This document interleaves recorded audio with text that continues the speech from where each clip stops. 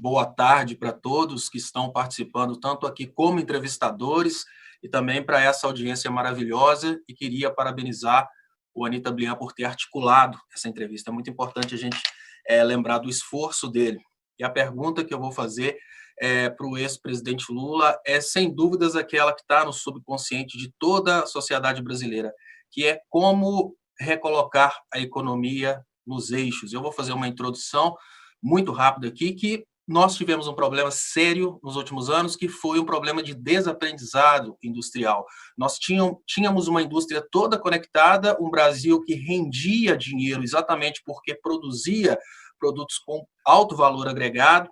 Aos poucos, a gente teve uma articulação que, ao meu ver, foi uma articulação dos Estados Unidos no sentido de destruir a indústria brasileira. Começou, obviamente, pelas indústrias maiores e foi refletindo nos fornecedores das indústrias menores, e a gente, por isso, chegou ao maior desemprego da nossa história. Só que hoje não adianta, obviamente, chorar o leite derramado, mas, infelizmente, nós estamos em processo de ruralização e um Brasil rural não tem condições de dar qualidade de vida para os brasileiros. Vai ser uma imitação da África sem diminuir, obviamente, a importância do continente.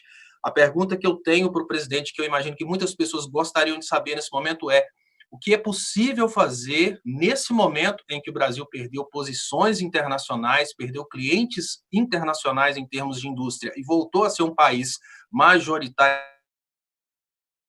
fazer para retomar o crescimento após uma eventual saída do Guedes do governo da economia brasileira? Leonardo, primeiro quero te dizer da minha alegria de você estar participando dessa coletiva e dizer para você que eu devo uma conversa com Vossa Excelência. Assim que eu puder, eu vou marcar essa conversa com você para me aprender algumas coisas que eu via você falar quando eu estava preso. Eu recebia os pendrives com as lives. Já que o senhor tocou nesse assunto, antes do senhor responder, eu gostaria de te dizer que eu estudei economia na Inglaterra e o senhor é assunto de grande parte do curso de economia na Inglaterra. Ou seja, a gente sai do Brasil para estudar economia fora do Brasil e descobre que um dos maiores professores de economia foi um ex-presidente do Brasil. E eu queria te parabenizar por esse reconhecimento internacional na aplicação do keynesianismo em tempos modernos.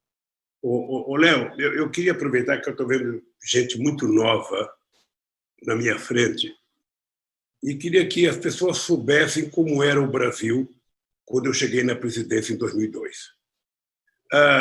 Léo, quando eu fui candidato em 2002, muitos economistas muito importantes do Brasil, e eu poderia citar uma das maiores economistas da história do Brasil, Maria da Conceição Tavares, junto com outros, ele dizia: Lula, o país está quebrado, você não vai conseguir governar, você não vai conseguir governar, você não vai conseguir governar, o Brasil está quebrado, o Brasil vai explodir. Eu falava: pô, vocês são amigos pra caramba, vocês querem que eu ganhe as eleições, então desde que o país está quebrado, o que eu vou fazer?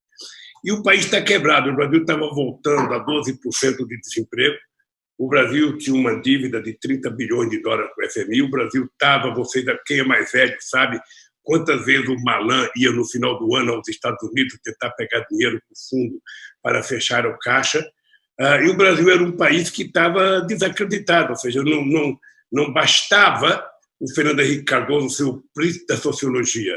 Ninguém gosta do Brasil por causa dos olhos do presidente, por causa da cara do presidente, por causa da origem social do presidente.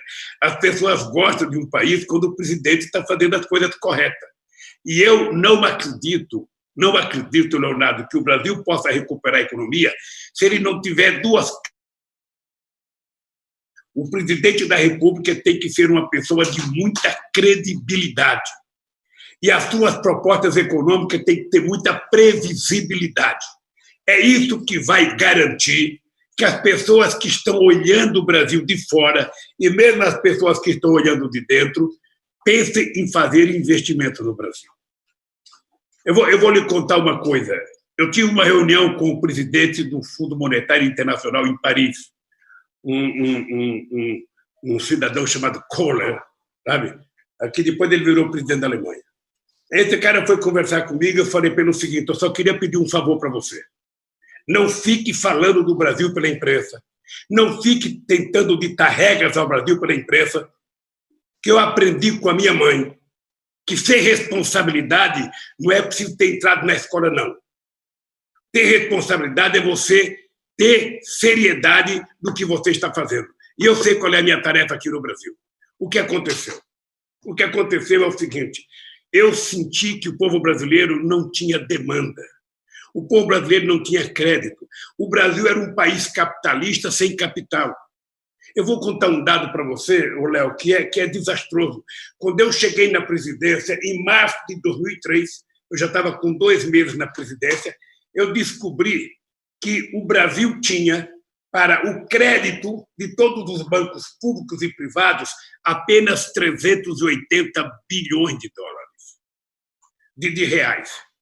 Ou seja, era nada, sabe? No meu primeiro mandato, a gente chegou a ter 1 trilhão e 700 bilhões de reais de crédito.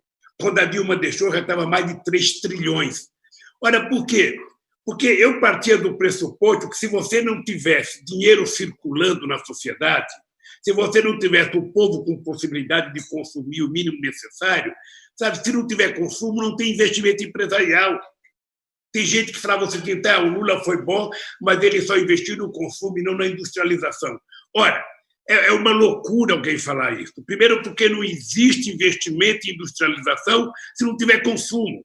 Eu quero saber qual é o empregado americano, chinês, francês, alemão, sabe, ou brasileiro, que vai pegar o seu dinheiro, que está rendendo alguma coisinha no banco, e vai aplicar na produção de um produto se não tem consumo daquele produto.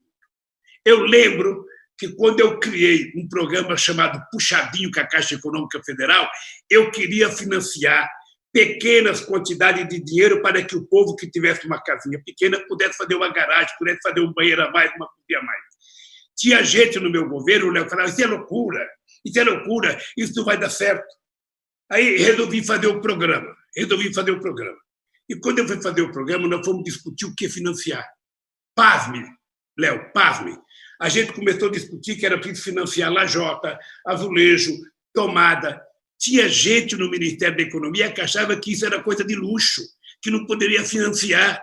Ou seja, quando nós começamos a financiar o Puxadinho, o Brasil estava com déficit na produção de cimento. Nós, em menos de 1 ano e meio, tivemos mais 10 fábricas de cimento implantadas no Brasil. Ora, na hora que a gente começou a dar crédito, a fazer crédito para um pequeno produtor produzir e vender o seu produto, na hora que a gente começou a dar crédito para as pessoas comprarem uma casinha, na hora que nós fizemos Minha Casa Minha Vida, na hora que nós começamos a fazer o Bolsa Família, que começou a chegar um pouquinho de dinheiro nas pessoas, as pessoas viraram consumidor e a economia começou a rodar e começou a gerar emprego. Sabe, se eu tenho uma pessoa comprando um pãozinho, eu vou ter um empregado na padaria. Mas se eu tiver 100 pessoas comprando pãozinho, eu vou contratar mais um empregado. Ora, aí nós fizemos o milagre da multiplicação fazendo aquilo que Keynes dizia, aquilo que Henry Ford dizia: eu preciso que os meus trabalhadores ganhem para comprar o carro que eu produzo, senão eu não vou vender o carro. Eu fiz uma reunião com a indústria automobilística, Léo, eu disse para a indústria automobilística: vocês parem de querer que o governo reduza imposto para vocês. Vocês é que têm que reduzir um pouco o lucro de vocês e vocês precisam aumentar o tempo de financiamento. Se o povo não pode comprar um carro em 24 meses, faça em 48, faça em...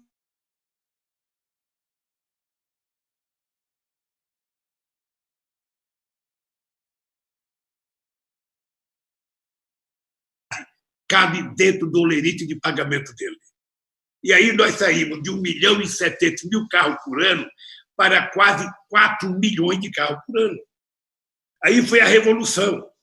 Quando nós fizemos o Minha Casa Minha Vida, sabe, foi outra revolução na indústria de material de construção.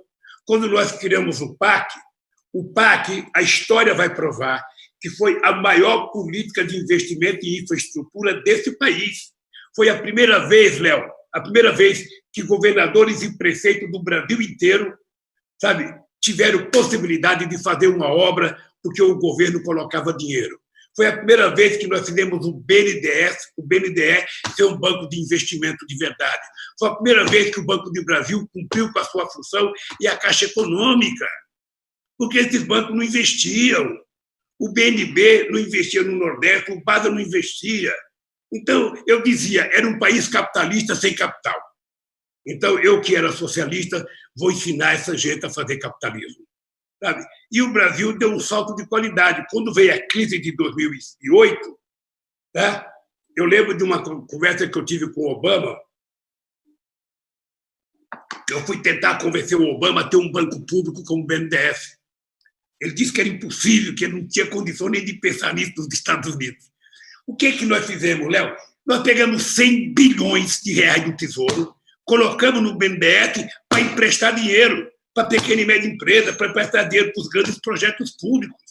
Por isso é que nós fomos crescer 7,5% em 2010, por isso que nós geramos 20 milhões de empregos, por isso que o salário mínimo aumentou 74%. Ora, na medida que você enxerta dinheiro na sociedade, a roda gigante da economia começa a funcionar.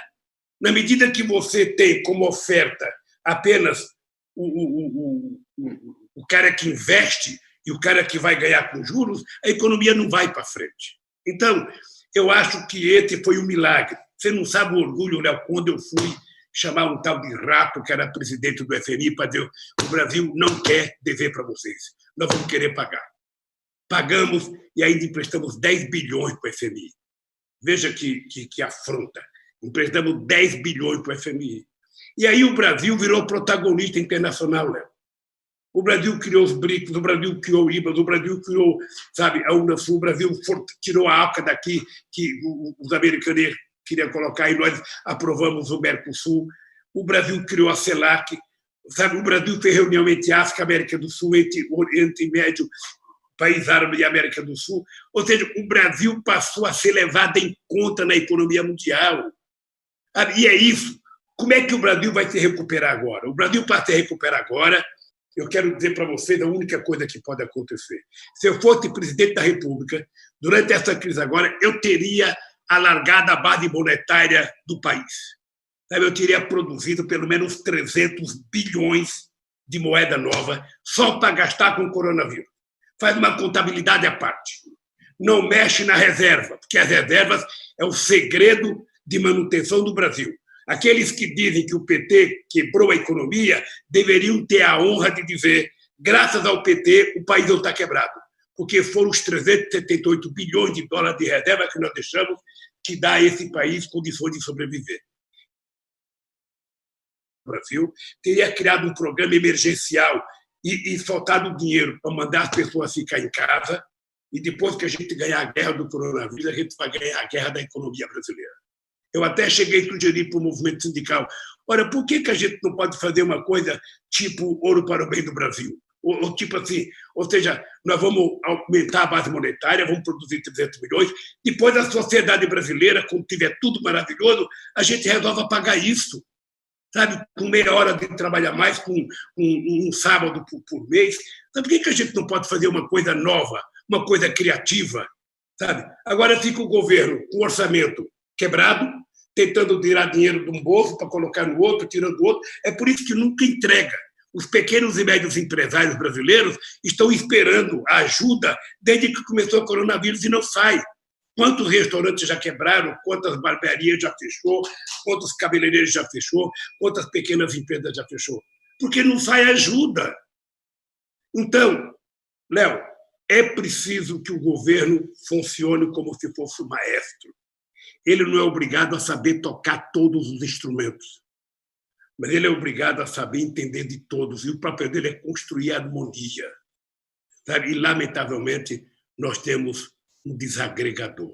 Nós temos um homem que só pensa em provocação, só pensa em ofensa, só pensa, sabe? Ele e os filhos dele parecem um D'Artagnan e os Três Mosquiteiros do Mal.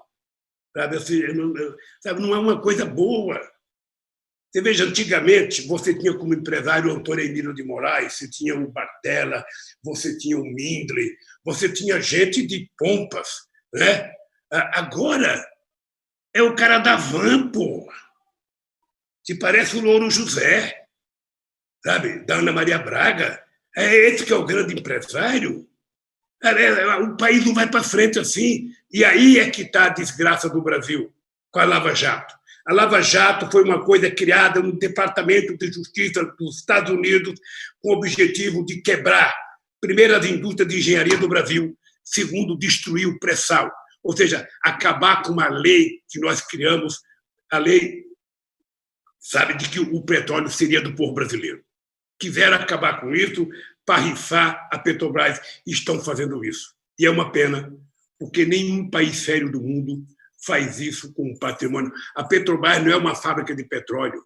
A Petrobras é uma fábrica de engenharia, de investimento, de pesquisa. Se vocês pesquisarem, né, você vai perceber que quase 70% das pesquisas feitas nesse país não é feito por nenhuma empresa privada, não. É feita pela Petrobras e pelas empresas públicas. Então, querido, tem uma palavra chamada soberania nacional. Nenhum país vai para frente se não for soberano. E o país tem que gostar de si.